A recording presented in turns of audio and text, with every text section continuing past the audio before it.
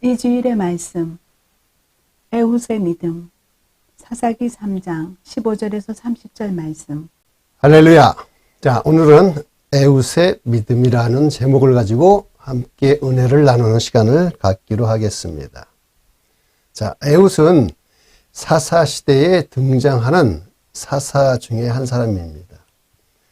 사사 시대란 여호수아가 이제 죽고 난 후에 이제 사무엘을 통해서 사울이 초대 왕이 될 때까지의 그 시대를 말하는데, 모세나 그 여호수아와 같은 강한 영적인 리더가 없었던 시대에 누구든 자신의 생각이 옳다 해서 자신의 생각 좋은 대로 살았던 그러한 시대였었습니다. 그래서 가나안 그 원주민들의 그 우상 숭배와 이방 족속들과 혼인함으로 해서 그들의 생활 습관을 그대로 따라 하다 보니까 하나님을 멀리하게 되었고, 또한 그 여호와의 신앙을 그저 다 상실하고 영적인 타락으로 인해 하나님의 징계를 받게 됐죠. 이방 족속들의 침략과 압제를 통해서 이스라엘 백성들이 고통을 받았던 그러한 시대였었던 것입니다. 그런데 그때마다 이스라엘 백성들은 고통에 몸부림치고 하나님을 향해 부르짖을 때에 하나님은 사사들을 보내서 이스라엘 백성들을 구원해 주셨어요. 그런데 사람이라는 게 이스라엘 백성들이 그때만 지나면 다시 언제 그랬냐 싶게 또 하나님 앞에서 다시 옛날에 지었던 그 악행을 일삼고, 그러다 보니 다시 하나님께서는 그 이방을 들어서 다시 이스라엘을 치게 하심으로 해서 이러한 징계가 계속, 하나님이 징계하시면 다시 하나님 앞에 자백하고 또 하나님께서 구원해 주시는 이러한 생활이 반복됐다는 것이죠. 자, 그래서 오늘 본문도 보면 그러한 그 이스라엘에 압제하고 있던 모압 왕을, 그들로 인해서 고통받던 이스라엘 그 백성들이 하나님 앞에 기도했을 때 하나님께서는 에훗이라고 하는 사사를 보내주셨고, 오늘 본문처럼 에훗이라고 하는 그 사사의 그 삶을 통해서, 그 믿음을 통해서 과연 우리가 어떻게 이것을 깨달아야 될지, 보고 배워야 할지를 함께 나누는 시간을 갖기로 하겠습니다. 자, 그러면 에훗의 그 믿음을 통해서 우리가 깨달아야 되는 것, 첫 번째는 무엇이냐? 하나님의 선택은 언제나 옳다라는 것입니다. 자, 15절 말씀을 보면요. 이스라엘 자손이 여호와께 부르짖음에 여호와께서 그들을 위하여 한 구원자를 세우셨으니 그는 곧 베냐민 사람 게라의 아들 왼손제비 에훗이라. 이스라엘 자손이 그를 통하여 모압 왕 에글론에게 공물을 바칠 때에. 아멘. 자, 에훗은 이스라엘 백성들을 구원하기 위해서 하나님께서 택하여 세운 사람입니다. 그런데 그 에훗은 지금 왼손잡이였다라고 지금 말씀은 말하죠. 자, 오늘날이야 왼손잡이가 큰 흠이 아니죠. 별다른 콤플렉스도 아닙니다. 하지만 그 당시 이스라엘에서는 왼손잡이는 왼손을 오른손보다 잘 쓰는 사람이라는 뜻보다는 오른손을 쓰지 못하는, 그래서 다른 사람들보다 능력이 떨어지는 사람으로 인정되던 그러한 시대였던 것이지요. 그런 시대에 하나님께서는 이 에훗을 택하고 다시 그를 사자로 세웠다는 것, 이것은 만약에 사람들이 에훗을 선택했다면 에훗은 사사가 되지 못했을 것이죠. 왜냐? 사람들은 외모를 보지요. 하지만 하나님은 외모를 보지 않고 그 마음의 중심을 보신다고 했습니다. 에훗도 자신이 스스로 나는 이스라엘을 구원할 할 것이라고 나서지는 못했을 것이에요. 그러나 그는 하나님이 자신을 세우셨다는 것에 순종했어요. 하나님의 선택은 반드시 그 뜻이 있을 것이고 그 뜻 안에는 분명히 하나님의 옳으심, 옳다라고 하는 것이 있기 때문입니다. 그래서 그는 혼자서 칼 한 자루를 가지고 모압 방을 가서 죽일 생각을 할 수 있었던 것입니다. 하나님께서 택하셨기 때문에 하나님께서는 반드시 그 택하신 뜻을 이루실 것이라는 것을 믿었기 때문이지요. 그 믿음이 바로 오늘 보여지는 에훗의 첫 번째 믿음입니다. 그러한 믿음은 오직 하나님의 뜻에 모든 것을 다 맡기고 의지할 때에 그 진가가 발휘되는 것이고, 또한 그러한 믿음은 자신의 그 안위보다 하나님의 뜻을 더 소중히 여길 때 가치가 있는 것입니다. 자, 우리의 삶도 마찬가지 아닐까요? 누구나 다 조금씩은 약점이 있지요. 그 약점, 즉 콤플렉스로 인해 주눅이 들어 살아가고 있는 것이 현 시대의 우리의 모습입니다. 그러나 오늘 에훗을 통해서 하나님께서는 그 콤플렉스에 신음한다 할지라도 하나님이 나를 택하셔서 사명을 주셨다면 그것은 분명 나로 하여금 내 뜻과 내 생각보다는 하나님의 뜻을 더 따르고 순종할 때 반드시 그 일은 이루어진다라고 할 수 있는 것입니다. 나를 부르신 분, 나의 일생을 계획하시고 사용하신 그분은 누굽니까? 바로 왼손잡이 에훗을 부르셔서 승리케 하신 그 하나님이 지금 나를 부르시는 하나님이십니다. 자, 계속해서 에훗의 믿음을 통해서 우리가 깨달아야 된 두 가지, 두 번째는 뭐냐? 하나님께 속한 것은 반드시 회복시켜 주신다라는 것입니다. 자, 19절을 보면요. 자기는 길갈 근처 돌 뜨는 곳에서부터 돌아와서 이르되 왕이여 내가 은밀한 일을 왕에게 아뢰려 하나이다. 하니 왕이 명령하여 조용히 하라 하매 모셔선 자들이 다 물러간지라. 자, 에훗은 곡물을 바친 후에 그 곡물을 메고 온 사람들을 다 보내고 자신은 그 길갈 근처에 돌 뜨는 곳에서부터 드디어 사명을 감당하려고 자리를 일어났어요. 여기서 길갈이라고 하는 그 지역이 나오는데 그 길갈이라고 하는 지역은 어떠한 곳일까요? 한번 살펴봅시다. 자, 여호수아 4장 20절을 보면요. 여호수아가 요단에서 가져온 그 12돌을 길갈에 세우고, 자, 여기서 보면 그것은 바로 이스라엘 백성들이 처음으로 가나안 땅에 들어왔을 때에 그 여리고 성읍을 눈앞에 두고 그것을 침략하기 직전 요단강을 건널 때에 하나님께서 요단강을 갈라주신 그 능력을 체험하고 나서 또한 그것을 감사해서 12돌로 하나님의 그 은혜를 기념했던 그러한 거룩한 곳이었던 것입니다.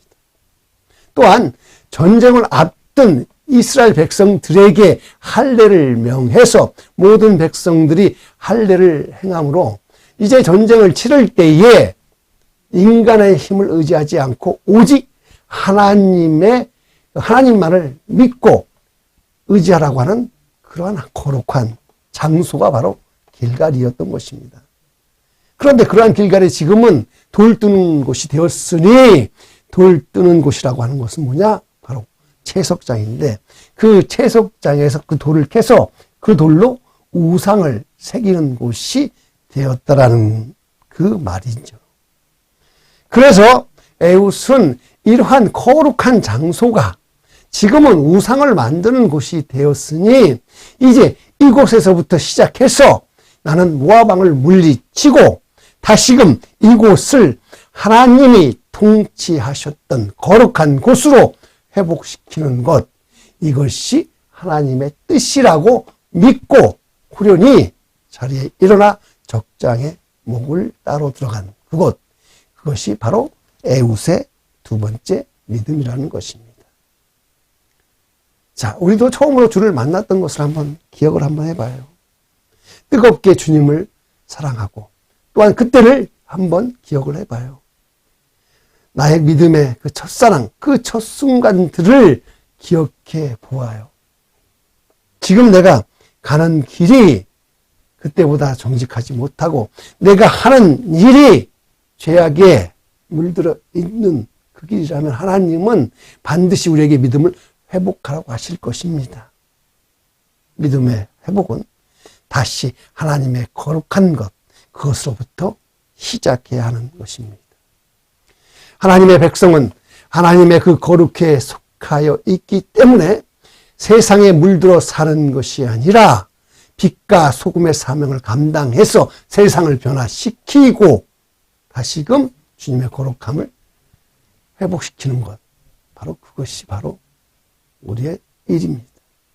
자, 계속해서 애굽의 믿음을 통해서 우리가 깨달아야 되는 것, 세 번째는요, 하나님이 함께 하시면 승리한다라는 것이지요. 자, 28절을 한번 볼게요. 그들에게 이르되 나를 따르라. 여호와께서 너희의 원수들인 모압을 너희의 손에 넘겨주셨느니라 하매 무리가 에웃을 따라 내려가 모압 맞은편 요단강 나루를 장악하여 한 사람도 건너지 못하게 하였고. 아멘. 자, 에웃은 드디어 모압 왕 에글론을 죽였습니다. 그리고 이스라엘로 돌아와서 그 에브라임 산지에서 나팔을 불어서 이스라엘 자손들을 다 불러 모으고 이렇게 소리칩니다.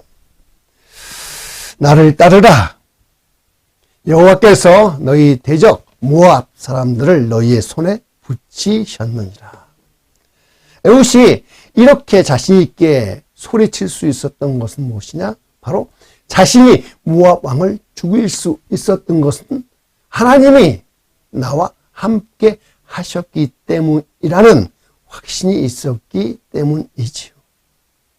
그래서 에웃은 하나님이 주시는 그 지혜와 용기를 바탕으로 모압 왕을 죽일 수가 있었고 또한 모압 사람들 약 10,000명을 죽여서 이 전쟁을 승리로 이끌게 된 것입니다. 에웃은 하나님이 함께 하실 때에 두려움이 사라지고 담대해짐을 느꼈고요.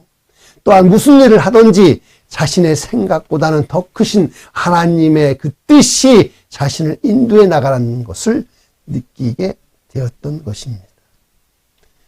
에웃에게서 볼 수 있는 이 세 번째 믿음은 바로 연약한 자신이 겁과 두려움이 사라지고 더 긍정적으로 세상을 바라보면서 하나님이 나와 함께 한다는 것을 믿었기 때문이에요. 우리에게도 이러한 임마누엘의 말씀, 그 은혜가 있기를 바랍니다. 자, 마태복음 1장 23절을 보면 보라, 처녀가 잉태하여 아들을 낳을 것이요 그의 이름을 임마누엘이라 하리라 하셨으니 이를 번역한즉 하나님이 우리와 함께 계시다 함이라. 아멘. 자, 여기서 보면 나와 함께 하실 때 하나님은 나의 힘이 되시고 나의 능력이 됩니다. 하나님이 나와 함께 하실 때의 나의 연약함을 우리는 두려워할 필요가 없어요. 왜? 하나님이 나와 함께 하실 때 나의 삶을 하나님께서 전적으로 책임져 주시기 때문입니다. 이제 한번 말씀을 정리해 볼까요? 에웃은 자신이 왼손잡이라고 하는 그 콤플렉스를 가졌음에도 불구하고 하나님이 부르실 때에 순종하며 나아간 사람입니다. 왜냐하면 하나님의 부르심은 반드시 그 부르심에 대한 하나님의 책임이 있다는 것도 믿었기 때문이지요. 하나님이 불렀으니 하나님이 책임지실 것이다. 또한 그는 하나님의 그 거룩을 위해서 자신이 쓰임 받는다라고 믿었습니다. 그렇기 때문에 자신이 하는 모든 일에 하나님은 함께 하실 것이라는 확신을 가졌던 사람이었습니다. 자, 이 말씀을 통해서 우리는 누구나 다 연약하지요. 그래서 무너지기 쉽지요. 하지만 하나님이 우리를 부르신 그 뜻 안에서 거룩한 하나님의 백성으로 우리가 주님과 함께 동행하며 살아간다면 반드시 우리의 삶은 승리할 수밖에 없다라는 것이 바로 오늘 우리가 에웃의 믿음을 통해서 깨닫게 된 것이죠. 한번 우리가 이렇게 생각을 한번 해봐요. 만약에 내가 아직까지 하나님을 온전히 의지하지 못하고 하나님께 온전히 나의 삶을 맡기지 못하는 것은 첫째는 내가 하나님의 부르심을 제대로 깨닫지 못했기 때문이라는 것입니다. 그리고 둘째로 나는 거룩한 존재인데 내가 하나님의 그 거룩한 존재라는 것을 인식하지 못했기 때문에. 그래서 우리는 이 시간 이 말씀을 놓고 이렇게 기도하기를 원해요. 첫째, 하나님께서 나를 그 하나님의 자녀로 택해 주신 것을 감사하고 이제는 내가 하나님의 귀한 거룩한 백성이 되었으니 늘 주님과 함께 동행하며 살기로 주님 이 시간 다짐합니다. 자, 이것을 놓고 함께 기도하시겠습니다. 설교 요약. 사사시대는 누구든지 자기 생각에 좋은 대로 살았던 시대였습니다. 그래서 하나님 목전에서 죄악을 일삼으며 범죄하였기에 하나님께서는 이방 족속들을 사용하여 이스라엘 백성들을 징계하셨습니다. 그때마다 이스라엘 백성들을 고통에 신음하며 하나님께 부르짖으니 하나님께서는 사사들을 보내어 구원해 주셨습니다. 에웃은 하나님의 부르심에 순종하여 사사로 쓰임을 받았던 사람으로 에웃의 믿음을 통해 우리에게 무엇을 깨달아야 할지 살펴봅시다. 에웃의 믿음을 통해 우리가 깨달아야 할 것은 첫째, 하나님의 선택은 언제나 옳다라는 것입니다. 사람들은 외모를 중요시하지만 하나님께서는 마음의 중심을 보십니다. 왼손잡이로 사람들로부터 외면을 당해도 하나님은 에웃을 사사로 삼으셨습니다. 둘째, 하나님께 속한 것은 반드시 회복시키신다는 것입니다. 하나님께 속한 것은 거룩한 것입니다. 믿음의 회복은 하나님의 거룩을 회복하는 것부터 시작해야 합니다. 셋째, 하나님이 함께 하시면 승리한다는 것입니다. 임마누엘은 하나님께서 우리와 함께 하신다는 것입니다. 하나님이 함께 하실 때 나의 연약함과 부족함은 사라지고 강하고 담대해질 수 있습니다. 적용. 에웃은 자신이 왼손잡이라는 콤플렉스가 있었지만 하나님이 부르실 때 순종하며 나갔으며 자신이 하나님의 거룩을 회복하는 일에 쓰임 받았다고 생각하며 하나님을 의지하며 마침내 승리했습니다. 우리도 약점이 있는 연약한 사람이기에 나를 선택하신 하나님께서 약한 나를 강하게 하실 수 있도록 늘 임마누엘의 은혜가 나의 삶에 함께 있기를 기도하며 주님을 의지하며 살아갑시다.